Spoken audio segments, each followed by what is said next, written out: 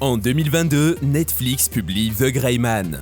Le film d'action suit un agent de l'ombre de la CIA traqué à travers le monde par un agent voyou sociopathe qui a mis sa tête à prix. C'est un véritable carton. Le film récolte 253,87 millions d'heures de visionnage au cours de la dite année. Et il est par la même occasion le 4e film le plus regardé par les utilisateurs sur Netflix. Mais 2022, c'est le passé, et Netflix l'a compris. Cette année, la plateforme nous offre beaucoup de nouveaux films d'action pour nous divertir. Bref, vous l'aurez compris, dans cette vidéo, nous partons à la découverte des meilleurs films d'action disponibles sur Netflix sortis en 2023. Les films avec des intrigues sombres. Après avoir raflé un maximum d'Oscars avec la nouvelle adaptation d'Al West Rien de nouveau, Netflix nous propose un nouveau film de guerre avec Blood and Gold. Le film est une aventure d'action noire et comique sur les nazis envahissant un petit village allemand dans une chasse à leurs juifs. Au printemps 1945, la fin de la Seconde Guerre mondiale est proche. Un déserteur de la Wehrmacht, Heinrich, a le malheur de croiser la route d'une division SS commandée par le sadique lieutenant-colonel von Stamfeld.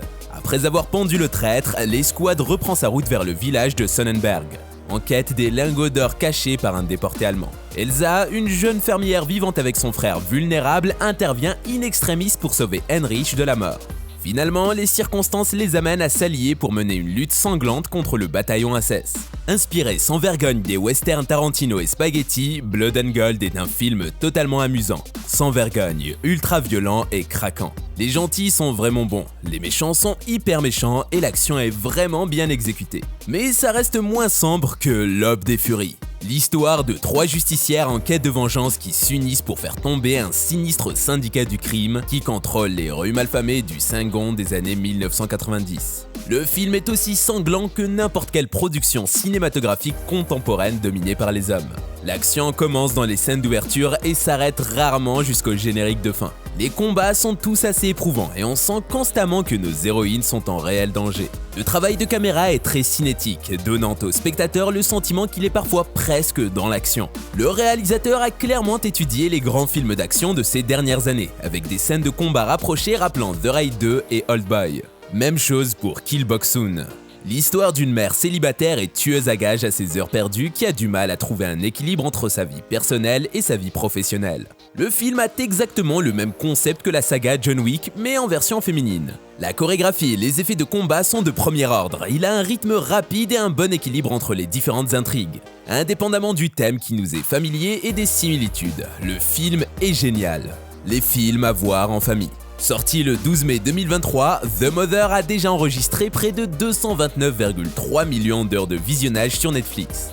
L'histoire suit une tueuse à gages qui se retrouve forcée de sortir de sa cachette afin de protéger sa fille qu'elle a abandonnée il y a des années, prise pour cible par ses anciens collègues. La prestation de Jennifer Lopez en femme d'action est très convaincante. Elle est entourée de solides acteurs tels que Gaël Garcia Bernal et Joseph Fiennes. Malgré une intrigue vue et revue de vengeance, The Mother parvient à offrir un cocktail explosif des plus efficaces grâce à ses scènes d'action réussies. Ailleurs, c'est encore mieux. Aka est un film policier d'action français de 2023 réalisé par Morgane Dalibert et écrit par Morgane Dalibert et Alban Lenoir. Dans le film, Adam Franco, joué par Alban Lenoir, est un agent des opérations spéciales aux multiples identités, travaillant pour le compte du gouvernement français sous la direction du mystérieux Kruger, joué par Thibaut de Montalembert. Après avoir terminé une mission en Tunisie, il se voit confier une nouvelle tâche par Kruger sous la direction d'un sénateur nommé Marconnet, joué par Philippe Résimond. Il doit débusquer et éliminer un chef de guerre soudanais, Mokhtar Al-Tayeb, joué par Kevin Lane, qui est le principal suspect d'un attentat à la bombe dans un hôtel parisien. Pour se rapprocher de sa cible, Adam infiltre le syndicat du crime Pastore et gagne la confiance du chef gangster, Victor Pastore, joué par Eric Cantona, qui a des liens connus avec Al-Tayeb. C'est l'un des films d'action à petit budget les plus agréables de l'année. Son scénario ne remportera peut-être aucun prix, mais si vous recherchez un bon film d'action divertissant, vous l'aimerez. Pour ceux qui ont des enfants, ils seront ravis de voir cet autre film. Chupa est une histoire réconfortante d'amitié et d'aventure qui s'inspire de films classiques. En visite dans le ranch de son grand-père au Mexique, un garçon solitaire rencontre une créature légendaire et ensemble, ils se lancent dans l'aventure la plus incroyable de leur vie. Le film est accompagné de chansons touchantes qui se fondent parfaitement dans l'histoire et rappellent l'importance de la diversité culturelle et des traditions. Chaque aspect du film est conçu avec soin, ce qui en fait une œuvre agréable pour tous les âges. Même chose pour Murder Mystery 2. C'est une comédie policière américaine réalisée par Jeremy Garelli qui est sortie en 2023 sur Netflix, qui fait suite à Murder Mystery sorti en 2019. Dans le film, Nick et Audrey, détectives à plein temps, se battent pour faire décoller leur agence de détectives privés. Mais malheureusement, ils se retrouvent au centre d'un enlèvement international lorsque leur ami Maharaja est kidnappé. C'est le film typique que les critiques de cinéma snob ne comprendront jamais. Il est exactement ce qu'il doit être. Un divertissement léger qui fait parfois rire et ne fatigue pas votre cerveau. Les films à voir absolument. De temps en temps, vous tombez sur un film comme Extraction, qui non seulement dépasse vos attentes, mais vous emmène dans une aventure palpitante et satisfaisante. Ensuite, vous espérez qu'ils feront une suite. Après, vous êtes ravi de découvrir qu'une suite a été teasée et mise en production. Dans la foulée, il y a l'appréhension de savoir si elle sera ou non à la hauteur des attentes du prédécesseur. Et par la suite, Extraction 2 est sorti. Et laissez-moi vous assurer que tous les doutes ou craintes quant à savoir si cette suite va tenir la chandelle à l'original sont rapidement éteints. Cette suite bourrée d'action et indices d'octane élevés atteint non seulement les sommets de l'original, mais lui vole la vedette. Prenez vos boissons et collations, éteignez tous les appareils mobiles et assurez-vous que vos coussins sont placés dans la bonne position, car ce film vous mettra sur le bord de votre siège. Le film commence avec un bref retour en arrière sur le film précédent. Raik mourant de ses blessures et faisant un plongeon en signe inversé depuis un pont motorisé au Bangladesh. Puis après une période de convalescence, on apprend que Raik va mieux. Sa nouvelle mission est d'extraire une femme et ses enfants d'une prison géorgienne de sécurité maximale contrôlée par un puissant gangster. Ce qui s'ensuit est un tour de montagne russe cinétique et explosif dans des avions, des trains, des automobiles, des ascenseurs, des hélicoptères, le tout avec une traînée de douilles usées laissée derrière. Le combat au corps à corps est brutalement divertissant. L'armement ferait saliver n'importe quel amateur d'armes à feu. Et les séquences de poursuite en voiture sont tout simplement spectaculaires. Bref, la cinématographie est absolument époustouflante. Les moments d'humour et de charme australien sec de Chris Hemsworth donneront envie à quiconque de visiter les terres d'en bas. High Number. Lord de Johannesburg suit Andy, un audacieux braqueur qui décide de se lancer dans le plus grand cambriolage de sa vie, en volant l'or précieux de Johannesburg. Mais les choses ne se déroulent pas comme prévu, et une série d'événements malheureux s'ensuit. Andy et son équipe se retrouvent traqués par un redoutable détective de police, qui est bien déterminé à les arrêter et à récupérer leur volet.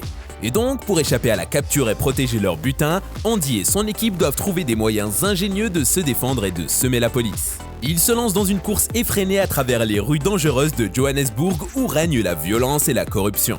Mais au fur et à mesure que l'intrigue se déroule, les enjeux s'intensifient et les tensions montent.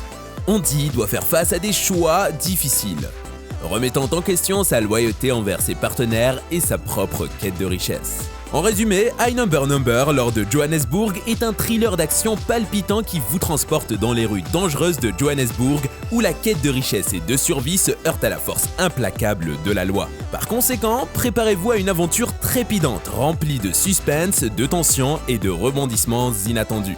Les films qui servent de conclusion à des séries. Il n'est pas rare qu'un film fasse office de conclusion à une série. On peut citer par exemple le cas de Breaking Bad qui se conclut avec le film El Camino, et de Sex and the City qui par contre a eu droit à 2 films pour se terminer. Mais malheureusement pour nous les spectateurs, ce n'est pas la meilleure manière de mettre fin à une série. En effet, généralement cette méthode est utilisée lorsque les producteurs veulent mettre fin brutalement à des séries que les spectateurs adorent. Résultat, l'histoire est compressée, les personnages ne sont pas assez développés, et on a la sensation que les choses vont très vite. Malgré tout, certains de ces films sortent du lot et concluent très bien leur série. Et c'est le cas cette année de The Last Kingdom, Seven Kings Must Die. Le film sert de conclusion à la série The Last Kingdom diffusée depuis 2015 et disponible sur Netflix. L'histoire de la série se déroule à la fin du Xe siècle, quand ce qu'on appelle aujourd'hui l'Angleterre est constituée de plusieurs royaumes constamment attaqués par les Vikings. Uhtred de Bebbanburg est le fils orphelin d'un noble saxon. Kidnappé par les Vikings et élevé parmi eux, il doit sans cesse choisir entre le royaume de ses origines et le peuple qu'il a vu grandir. Nous suivons donc Uhtred dans ses aventures tout au long des 5 saisons de la série. Et le film The Last Kingdom, Seven Kings Must Die reprend là où la saison 5 s'est terminée pour donner une fin satisfaisante au public. Dans le même sillage, Luther, Soleil déchu, fait office de conclusion à la série Luther. Ainsi, dans le film, un tueur en série terrorise Londres tandis que John Luther, inspecteur en disgrâce, est en prison. Hanté par son échec à capturer le tueur en série qui le nargue, Luther décide de s'évader de prison afin de finir le travail. Merci de m'avoir regardé jusqu'au bout, j'espère que vous avez apprécié la vidéo. Abonnez-vous, lâchez un j'aime et à la prochaine.